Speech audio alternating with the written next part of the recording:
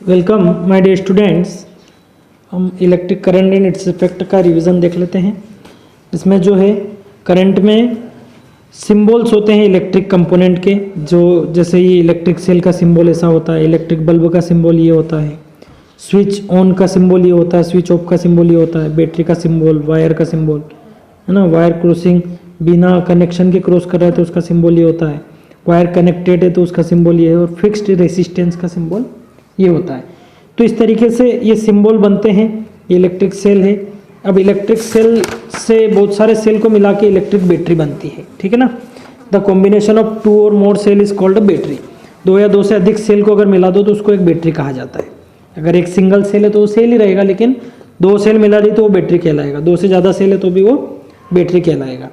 सो इस तरीके से इलेक्ट्रिक सर्किट बनता है जिसमें बल्ब है, की है, सेल है, बैटरी लगा दी तो ये इलेक्ट्रिक सर्किट बनता है। सेल्स कनेक्टेड, इसको सीरीज में बोलते हैं। ऐसे इसको ये सीरीज में और ये पैरेलल में, ये किस तरीके से जॉइंट है, पैरेलल में, ठीक है। सो इलेक्ट्रिक सर्किट क्या होता है, जिसमें सारे कंपोनेंट एक दूसरे से पूरे जुड़े हुए रहते हैं, ये इलेक्ट्रिक सर्किट रहता है। अब हमको ये पता है कि the flow of electron is called electric current. Electron का फ्लो जो होता है उसी को इलेक्ट्रिक करंट बोला जाता है, ठीक है। The path along which the electric current flow is called electric circuit. और जिस रास्ते पे इलेक्ट्रिक करंट दौड़ता है उसको इलेक्ट्रिक सर्किट बोला जाता है। सर्किट डायग्राम बनते हैं जिसमें जैसे ये बल्ब का सिंबल है, ये सेल का सिंबल है, ये क्लोज स्विच का सिंबल है ना। तो जब स्विच ऑन है तो ये बल्ब ग्लो कर रहा है, स्विच को अगर ऑफ कर दिया तो ये बल्ब ग्लो नहीं कर रहा है। इस तरीके से सर्किट डायग्राम बनते हैं, ठीक है। आपकी बुक में आप अच्छे से देख पाएंगे इसको, और आपको पढ़ना है। रेसिस्टेंस क्या होता है, जैसे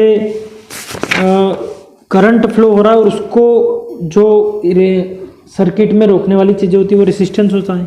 the property of material by the virtue which is oppose the flow of electric current. कोई ऐसा मटेरियल होता है जिसमें इलेक्ट्रिक करंट आसानी से फ्लो नहीं कर पाता है, वो उसका रेसिस्टेंस कहलाता है। तो lower the resistance greater the current flow. अगर रेसिस्टेंस जितना कम होगा करंट उतना ही ज़्यादा फ्लो करेगा, ठीक है। सो इस तरीके से अब इस चैप्टर में ये है कि इलेक्ट्रिक इफेक्ट ऑफ करंट। तो इफेक्ट क्या क्या है इलेक्ट्रिक करंट के, 3 मेन इफेक्ट है इलेक्ट्रिक करंट के, हीटिंग इफेक्ट, मैग्नेटिक इफेक्ट और केमिकल इफेक्ट। हीटिंग इफेक्ट में क्या होता है, हमको पता है कि आज अभी मान लो ठंड के दिनों में हम देखते हैं गीज़र वगैरह, ये इलेक्ट्रिक करंट का हीटिंग इफेक्ट ही है, पानी गर्म करने का है ना। रोड वगैरह होती है तो उससे जो है इलेक्ट्रिक रूम हीटर बनता है, वो हीटिंग इफेक्ट की वजह से बनता है। अभी ठंड में सभी ने अपने घर में रूम हीटर लगाए होंगे, है ना। या फिर कपड़ों पे जो आयरन करने के लिए जो होता है उसमें भी हीटिंग इफेक्ट का यूज़ किया जाता है, ठीक है।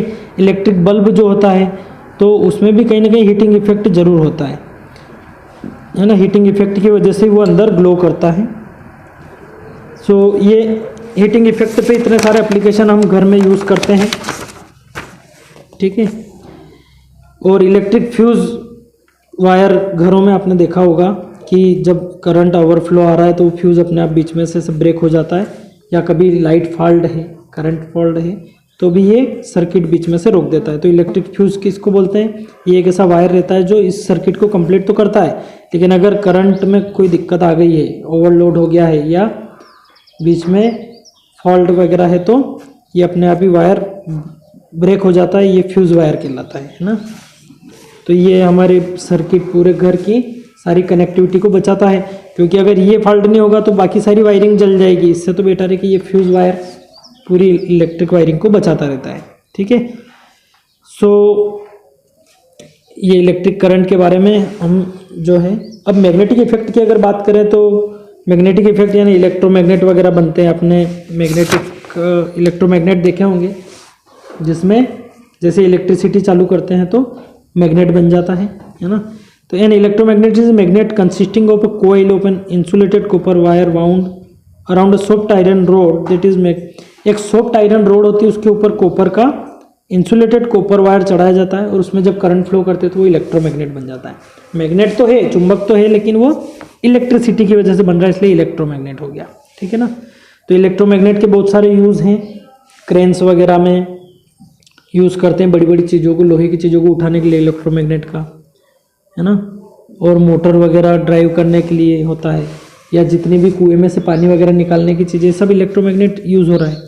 इलेक्ट्रिक बेल बनता है तो इलेक्ट्रिक बेल में भी यही इलेक्ट्रोमैग्नेट काम करता है कि ये कोयल जो है ये मैग्नेट बनता है, तो ये इलेक्ट्रिक बेल में यहाँ पर टकराता है और आवाज़ करता है ना। तो इस तरीके से ये हीटिंग इफेक्ट है, मैग्नेटिक इफेक्ट है। केमिकल इफेक्ट बड़ी क्लासेस में पढ़ेंगे। तो आप लोगों को ये साइंस में चैप्टर सारे अच्छे से पढ़ना है और लॉन्ग क्वेश्चन आपके पेपर में नहीं आ रहे हैं, सो अच्छे से प्रिपरेशन करें। Best of luck. आप क्वेश्चन आंसर के सारे पीडीएफ आपको चैप्टर के समय भेजें, और अभी सारे पीडीएफ को क्वेश्चन बैंक बना के आपको भेज दिए गए हैं, आप अच्छे से देखें उनको। Okay, bye, best of luck.